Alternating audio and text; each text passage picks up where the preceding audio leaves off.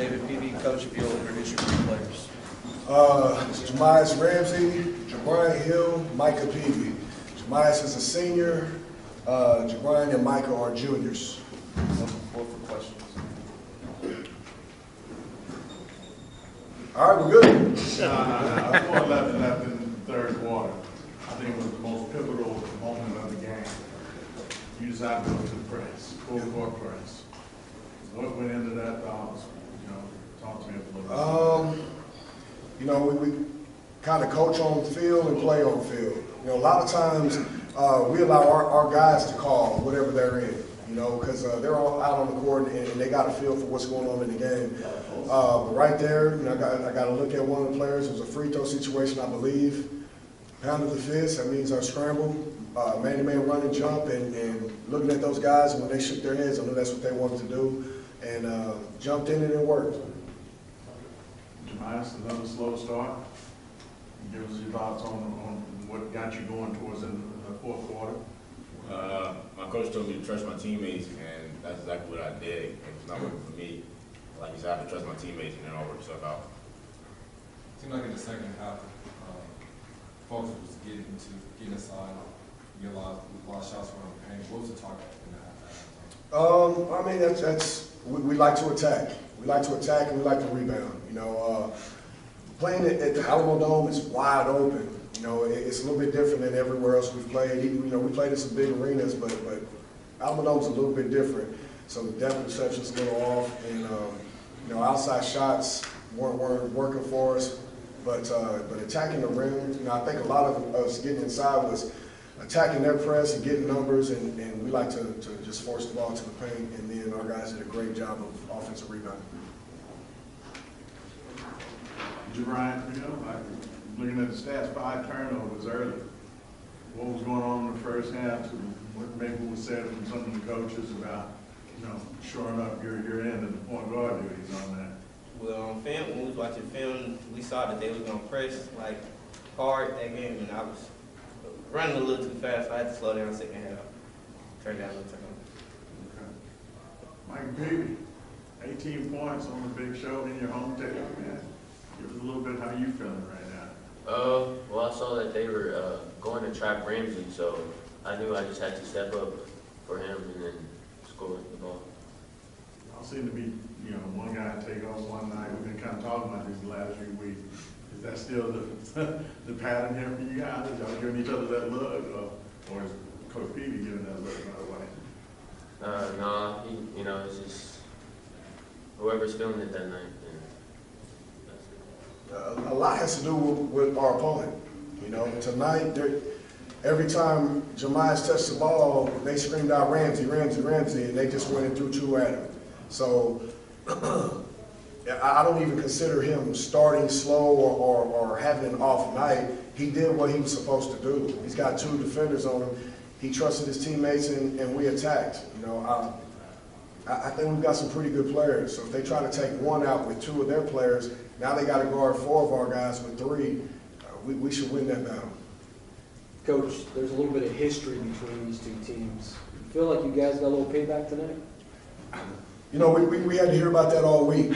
And I understand it. I understand what the communities or what their feelings are, but we really had, and no disrespect to anybody, we had to play against North Shore. It's just because that was our next game. We had no feelings about what happened in football. Now after it's over with, if we can make our community feel a little bit better about what happened a couple months ago, then great.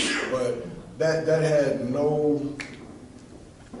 we had no feeling about that. Our feeling was they're in our way right now. We're here to win a state championship, and that they would just happen to be the team that was in our way. Jamias and Micah, 9 steals between the 2 of you. The whole team seemed engaged early defensively with the bench just backing you up. How important was that to come out defensively and make a statement?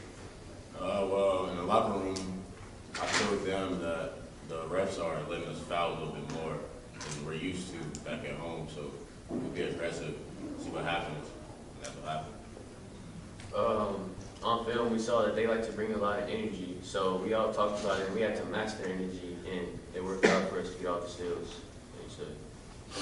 Coach, you had 4 players in double figures tonight, too, very balanced. I mean, it's the type of game you got to play now that you get what you want. And that's normal for us. I believe all 5 of our starters average double figures.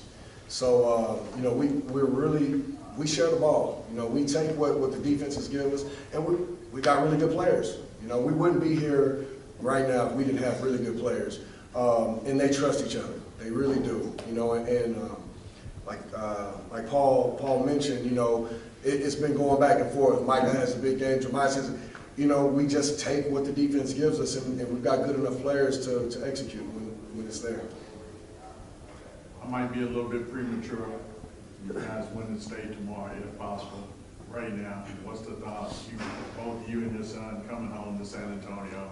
What's that going to be like right now? Winning I'm state. going to ask again tomorrow if you get it, but I want to know what you think. And do you think about that right now? Of course. I mean, I think we've been talking about winning the state championship. We talk about it all the time since he was born. You know, I've been coaching since he was born, and every year I start the season off winning the state championship. So, you know, we're here to win the state championship. Just locking in. You know, we're locked in, trying to go get it. Not trying to think about anything beyond, you know, what it's going to feel like. You know, I can tell you what it feels like after we do it tomorrow. Any particular team you want to match up with out there? Yeah, Paul. Which No, I mean, really both. I mean, these are 2 really good teams. They're in the state. You know, one of them is going to be in the state championship. Both of them are at the state tournament. 2 completely different teams. You know, 2 completely different teams. My coaching staff has been doing an unbelievable job scouting and breaking down film and getting us prepared. So, you know, we've got game plans for both. We get a chance to see them play one more time. I'd like to say we're going to be ready for whoever, whichever one it is. David, as aggressive as your team plays defensively, I find it hard to believe your opponent only shot 3 free throws tonight.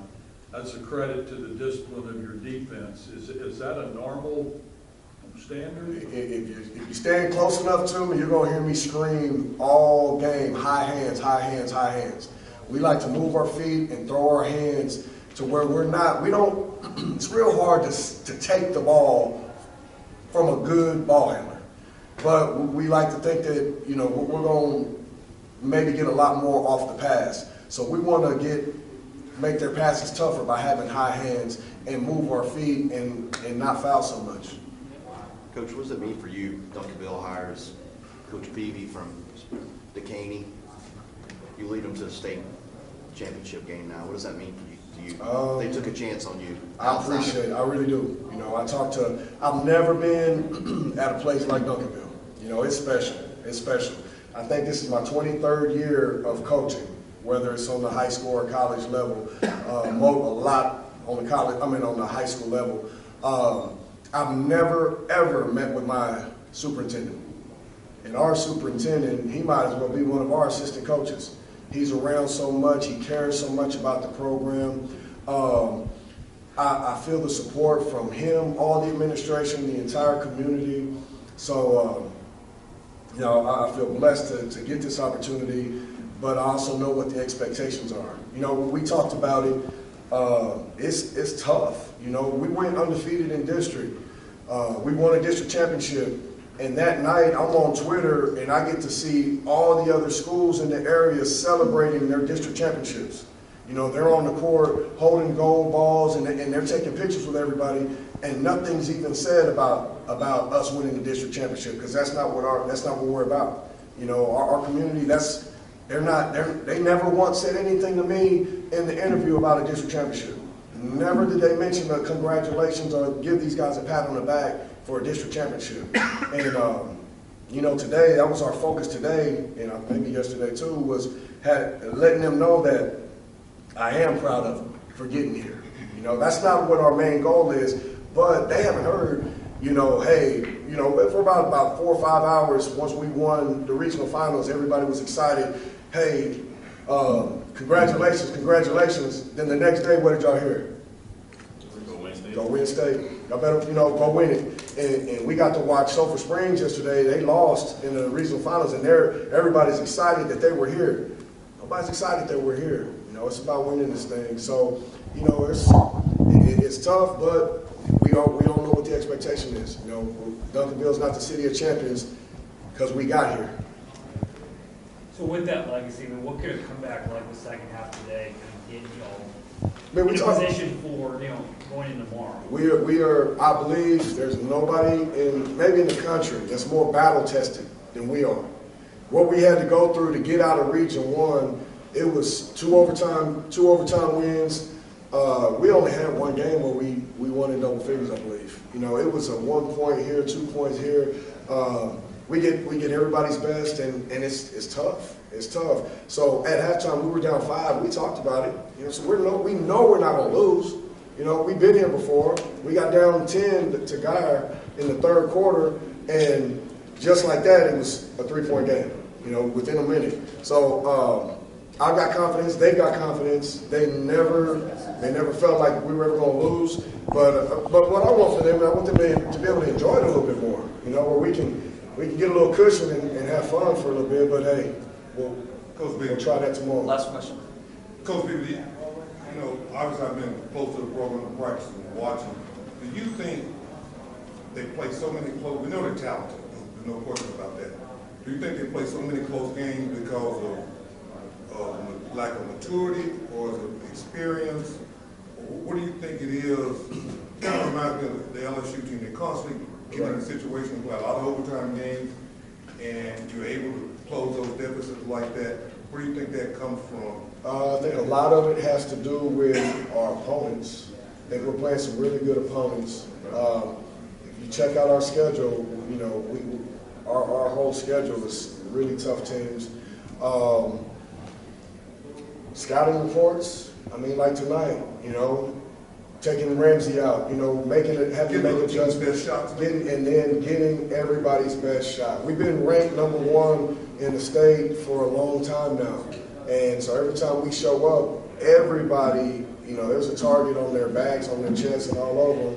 You know, they want a piece of us. So I don't want to say it's maturity at this point, because I think we've grown up a whole lot. You know, I think we've grown up a whole lot, and these guys, they've matured. They know their roles. They know their strengths and their teammates' strengths. So I just think, you know, I think we're playing some really good competition, and everybody's out for us. Congratulations. Thank you.